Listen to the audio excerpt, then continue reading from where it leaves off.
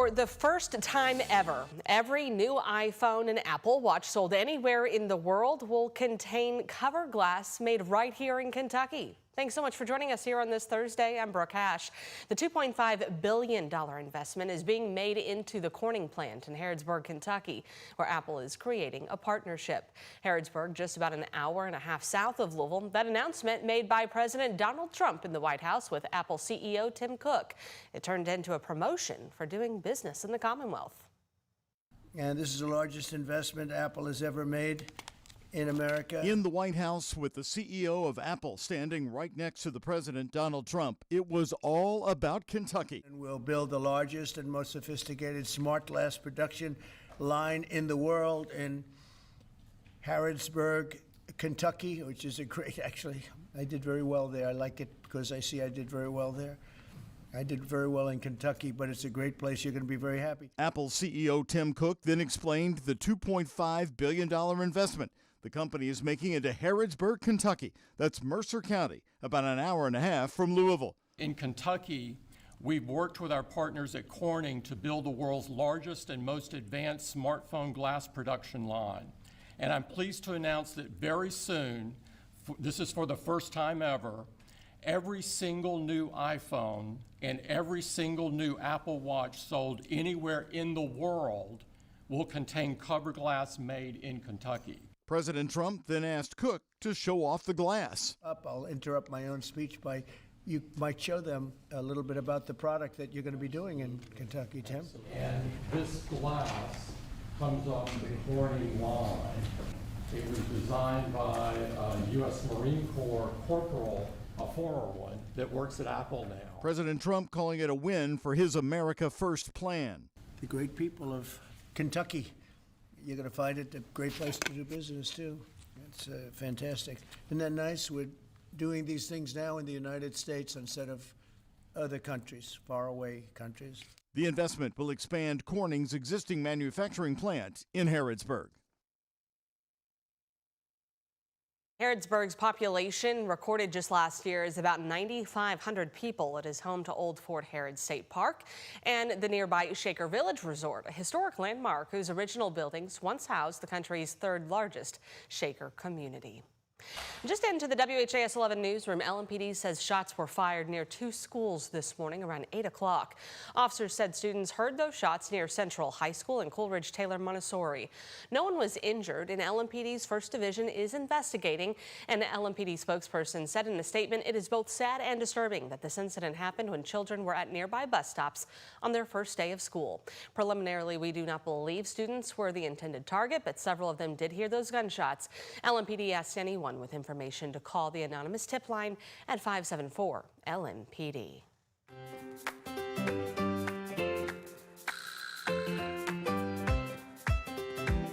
Well, you likely noticed at the moment you hit the roads this morning, the back to school traffic is back. JCPS welcomed more than 96,000 kids to school today, and our bus drivers were tasked with getting about 44,000 of them to school safely. The other half made it into those car rider lines, like this one over at Norton Elementary off Brownsboro Road.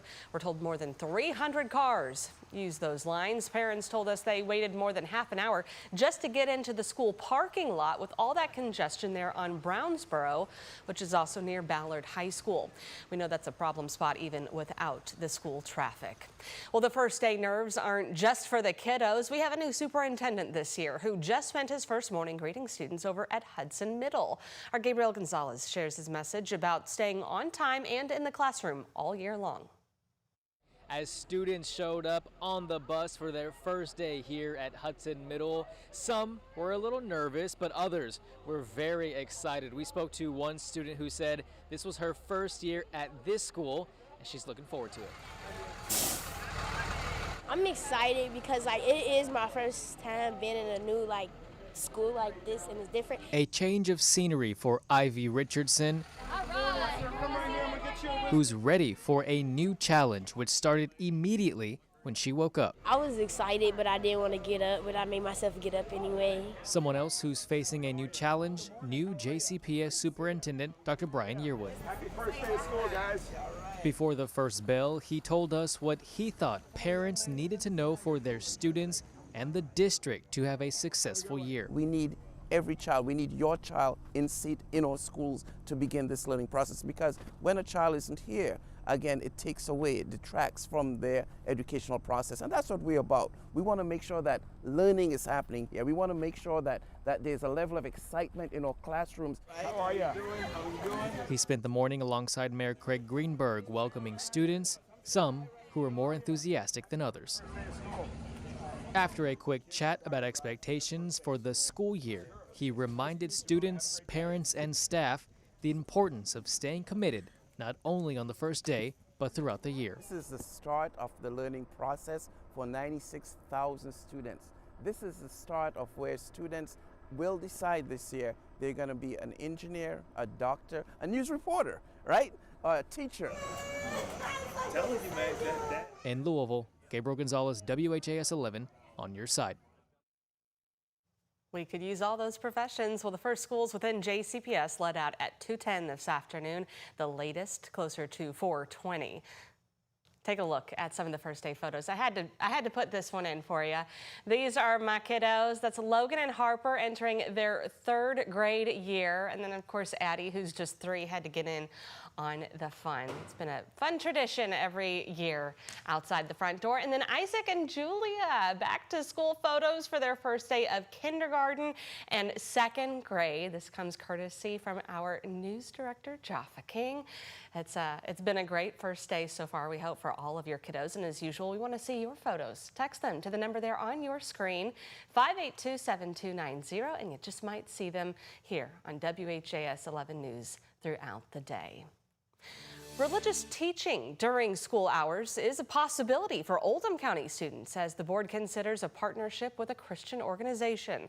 Some parents support the idea, while others are denouncing this option left open by the new Kentucky legislation. But one Oldham County mother says she's all in. We're Christian and we really like the idea of having an additional enrichment opportunity. I know that they have said that it would be during non-instructional hours, which I think is awesome. You know, that way he's not missing anything. And so I just felt like this was a really great opportunity that's kind of being put into a bad light because of the criticism. Now, that law in question is Senate Bill 19, which passed by the General Assembly and sent to Governor Andy Beshear's desk, who vetoed that bill, but then legislators overrode that.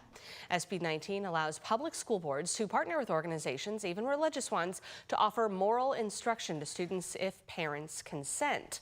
This means students can be excused from school for up to an hour a week to attend a program off campus. It's a law with opposition. That wall between church and state. And I think we need to realize that was put into place for a very important reason. And yes, I strongly believe, and so does our group, that we have to keep this separation. We contacted LifeWise Academy to ask about this potential partnership and the concerns the opposition raised. We have not received a response. Couldn't have asked for really a better bus stop forecast for those of us going back to school today, Matthew. Absolutely. It's a nice summer day out there and not going to see the rain either for those kids on the bus stop on the way home as well. Looking outside at our Louisville health camera downtown, nice sunshine and clouds out there for you. Temperatures are warming up though into the mid 80s, and those feel like temperatures as well into the upper 80s in some areas into the lower 90s. Lanesville 92 degrees, Shepherdsville 93 degrees. So it is a warm summer day out there for you. Let's look at those weather headlines. We're still going to continue that drier trend and a warmer pattern and some nice sunny days ahead for us as we head towards the next couple of days. Let's look at our Max HD radar. Not any rain on radar for us throughout our DMA. And looking at current dew points, 69 in Louisville, 73 in Shepherdsville, down to Hodgensville, 70 as well. Those dew points a little bit on the humid side. This is going to be a perfect few days ahead for us to get that car wash. No rain in sight for us, at least over the next couple of days. Back into Friday, Saturday, and even into Sunday, you'll be good to get that car washed and get it nice and shiny. Now, we still do have that warming trend ahead for us. We'll see temperatures to the upper 80s, but we're talking 90s coming back into the forecast over the next several days. I'll be timing out what you can expect coming up in just a few minutes. We'll send it back over to you, Brooke. Matthew, thank you. Tensions are high for Clarksville, Indiana police officers, now waiting a year and a half for contract negotiations and still no word on the agreement. They're asking for higher pay as officers are starting to downsize on their homes they can't afford with their current pay. Our Clary Shaley shows how a new state law is part of that holdup. Especially as time has gone on, it tends to take a bigger toll on the morale. Over a year and a half, Clarksville police officers have been negotiating for higher pay. Tension is rising. Their contract expired in January this year. When you gonna vote? Yeah, win. Showing in big numbers to the town council meeting demanding a vote. Every department around here has went to it. We're not trying to set the standard. We're just trying not to be left behind. Tyler Jackson and Derek Crawford, both with the department, are spearheading contract negotiations as leaders of the Fraternal Order of Police Lodge, a police union. Right now, officers can move elsewhere in the county for higher pay, but the FOP is pushing for comparable pay to Sellersburg's police department. The Clarksville Police Department made 800% more arrests last year than Sellersburg. That's according to the FOP, and still make about $20,000 less than Sellersburg officers. It's hard to say, no, I've given 17 years of my life to protecting Clarksville. At some point, money starts to speak if families are struggling. Jackson and Crawford say officers have been putting in applications elsewhere. Town manager Kevin Beatty says in the course of negotiations, there have been some unexpected hits to revenue that have made it difficult to come to an agreement. Currently, they're working through the effects of a new state law changing how municipalities collect tax revenue. We know that we're going to have revenue shortfalls. We're going to have revenue cuts from the state. And we have to look at the bigger picture across the entire town. If an agreement isn't made by the end of the year, the FOP's attorney says a third party will need to mediate the negotiations. In Clarksville, for WHAS11, I'm Clarice Shaley on your side. Now, Beatty said the next time the council would have to have a conversation about this offer is during the August 19th meeting, which FOP members and their attorneys say they will be there for.